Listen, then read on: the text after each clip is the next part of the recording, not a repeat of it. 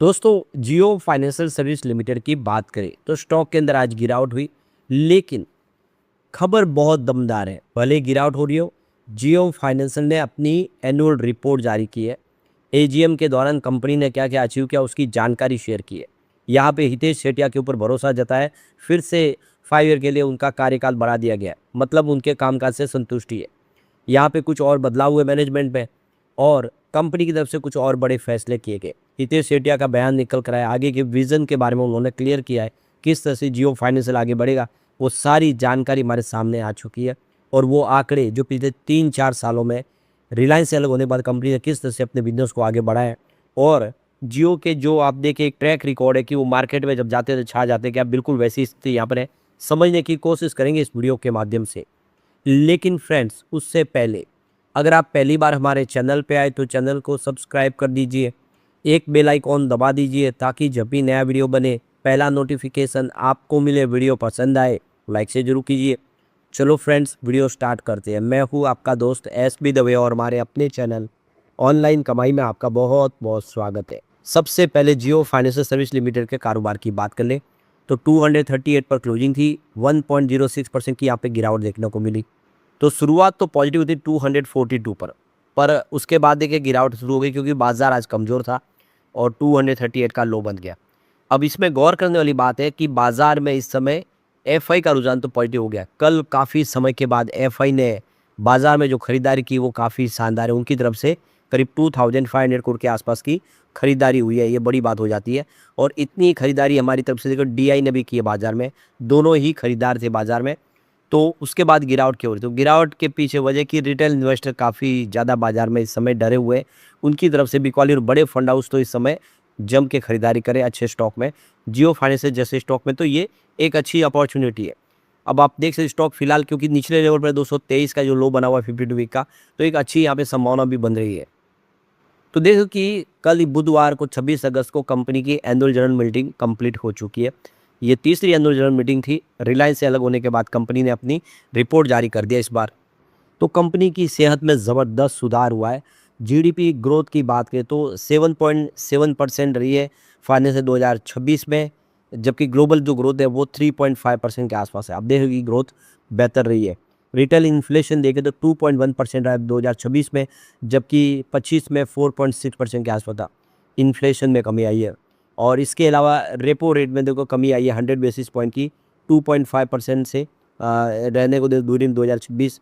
और देखो कि एफएक्स रिजर्व है यूएस डॉलर वो 707 बिलियन के आसपास डॉलर के आसपास की संभावना बनी है 7 अगस्त 2026 तक।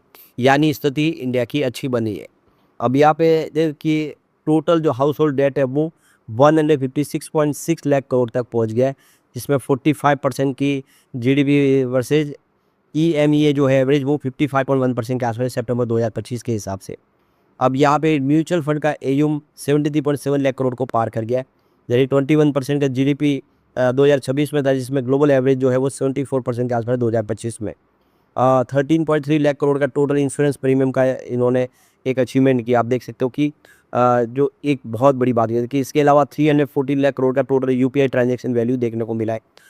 ये आप क्लियरली समझ सकते हो कि जो ग्लोबल पैमाने पे देखें तो ये अचीवमेंट बड़ा है। अब एनबीएफसी का ग्रोस एयूम देखें तो 2024 में 175 करोड़ के आसपास था। 25 में ये 10,074 करोड़ तक पहुंच गया, जबकि फाइनेंस 2026 तक ये 25,622 करोड़ तक पहुंच गया है। ये अभी 2.5x की ज़बरदस्त जंप देखने को मिली है। यानी एनबीएफसी के बिजनेस में बड़ी ग्रोथ है। इंश्योरेंस प्रीमियम का बिजनेस देखें तो फाइनेंस 2024 में 911 करोड़ के आसपास था। 25 में ये गिर के 895 करोड़ के आसपास आ गया, लेकिन इस बार फाइनेंस ने 2026 में 982 करोड़ तक पहुंच गया। तो यहाँ पे 10% की वृद्धि देखने को मिली है। अब एएमसी की बात करें तो एएमसी टोटल क्लोजिंग एयूम है वो 2024-25 में जीरो था, लेकिन यहाँ पे 15,218 करोड़ तक पहुँच गया। यानी वाकई कमाल हो गया है। पेमेंट सोल्यूशन की बात कर ले तो देख सकते हो कि 2024 में 12,660 करोड़ के आसपास था। 2025 में बढ़ के 21,404 करोड़ तक पहुंच गया, लेकिन फाइनेंस 2026 में सीधा यहाँ पे 52,226 करोड़ तक पहुंच गया। 2.4x तक की जबरदस्त जंप देखोगे लिए। यहाँ पे डिजिटल प्रॉपर्टीज़ की बात करें तो 24 में जीरो था, 25 में देखें तो 5 mn था और 26 में सीधा 23 mn तक पहुंच गया। यानी कमाल कर सकते हो, आंकड़े 2.6x की वजह से बढ़े हैं। कंसोलिडेटेड टोटल इनकम की बात करूँ फाइनेंशियल 2024 में 1638 करोड़ के आसपास थी। 2025 में बढ़ के 1838 करोड़ तक पहुंच गई, लेकिन फाइनेंशियल 2026 में सीधा 3274 करोड़ तक आंकड़ा पहुंच गया। यानी ज़बरदस्त यहाँ पे आपको जंप देखने को मिलेगा।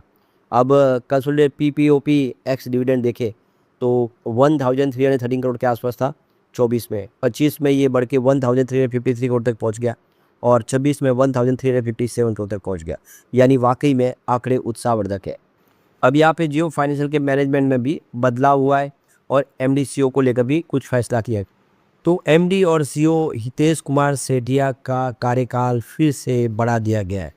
तो उनकी अपॉइंटमेंट फिर से हो चुकी है और 26 अगस्त 2026 को उनकी अपॉइंटमेंट हुई थी। उसके बाद ये तीसरी वर्षगांठ है और आप देखिए तीसरी एजीएम में ये फैसला लिया गया कि 5 साल के लिए उनको आगे और ये मौका दिया जाए, क्योंकि उनके कार्यकाल में कंपनी ने बहुत तेज़ी से वृद्धि की है।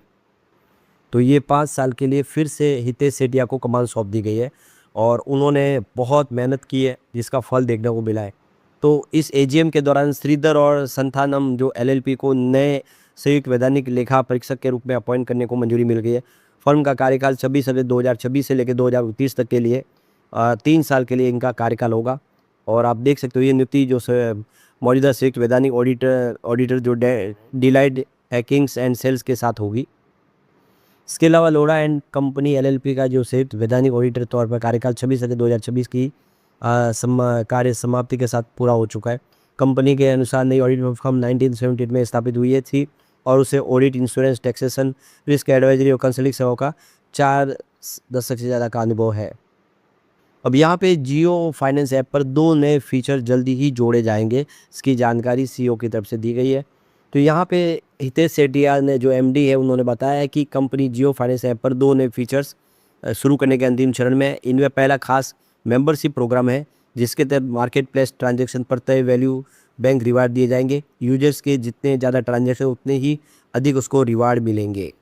दूसरी जो पर्सनल यहाँ पे सुविधा दी जा रही है वो है हर किसी को पर्सनल सीएफओ की मुलाकात मिल जाएगा, जो ग्राहकों की उसकी वित्तीय स्थिति के आधार पर निष्पक्ष सलाह और जरूरी कदमों की सिफारिश देगा। यानी हर एक कस्टमर को सीएफओ मिलेगा। तो ये देखिए सीईओ के मुताबिक पर्सनल सीएफओ की सलाह एक खास वित्तीय फिटनेस स्कोर के आधार पर तैयार की जाएगी। उसका उद्देश्य ग्राहकों को अपनी वित्तीय स्थिति बेहतर तरीके से समझने और बेहतर वित्तीय फैसले लेने में मदद करेगा। यानी उनका जिस तरह से फंड हुआ, किस तरह से उसको मैनेज करना, उसकी सारी जानकारी सीएफओ देगी। आपको एक पर्सनल असिस्टेंट एक तरह से कह सकते हैं कि मिलने वाला है आपके अकाउंट के साथ। ये आपके लिए बड़ी एक फ़ायदे की बात होने वाली है। तो हितेश सेठिया को ये मौका इसलिए वापस दिया गया है कि उनके कार्यकाल के दौरान कंपनी ने गवर्नेंस और एसेट क्वालिटी पर कोई समझौता नहीं किया, उसके बावजूद भी अपने बिजनेस को तेज़ी से आगे बढ़ाया और कारोबार को रफ्तार दी है। यानी बिना किसी कॉम्प्रोमाइज़ के उन्होंने बिजनेस को आगे ऊंचाई पे पहुंचा है। अचीवमेंट अगर बड़ा देखें तो न्यूरल एजेंटिक जो मार्केट पर 30 जून 2026 तक 2.5 करोड़ यूनिक यूजर्स तक पहुंच चुका है। उन्होंने आगे जानकारी दी कि इस प्लेटफॉर्म पे हर दिन 34,000 खरीदारी को प्रोसेस कर रहा है और उनके अपने थर्ड पार्टी प्रोजेक्ट को भी शामिल कर रहा है। हितेश सेठिया ने कहा कि जियो क्रेडिट का बिजनेस बहुत तेज़ी से विस्तार कर रहा है। फाइनेंशियल 2027 की पहली तिमाही में हमारे जो ग्रॉस एसेट अंडर मैनेजमेंट है वो 30,000 करोड़ को पार कर गया है। इसमें सालाना 163% की ज़बरदस्त जंप देखने को मिली है।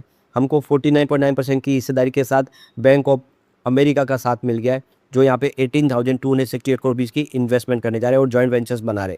तो इससे आने वाले समय हमारा बिजनेस और हमारा जोखिम है वो बेहतर तरीके से मैनेज हो पाएगा।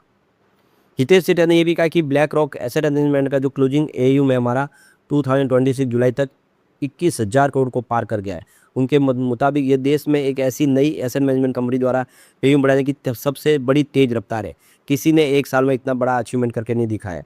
तो कंपनी ने बताया कि एएमसी के विकास के दूसरे चरण में डिजिटल डिस्ट्रीब्यूशन नेटवर्क के साथ हम म्यूचुअल फंड नेटवर्क का भी मजबूती से हम विस्तार करें, जिससे निवेशकों को पसंदीदा अपने प्रोडक्ट में इन्वेस्टमेंट करने का मौका मिले। यानी जियो फाइनेंशियल जिस तेज़ी से रफ्तार से आगे बढ़ रहा है, ये आने वाले इसमें कुछ बड़ा धमाका कर सकता है। लेकिन फ्रेंड्स, कोई भी इन्वेस्टमेंट करने से पहले अपने फाइनेंशियल एडवाइजर से एडवाइस ले ले या अपना खुद का रिसर्च करें, क्योंकि मैंने वीडियो आपके एजुकेशनल पर्पज़ के लिए ही बनाया। वीडियो पसंद आए तो लाइक से जरूर कीजिए और चैनल को सब्सक्राइब कर दीजिए। Thank you friends.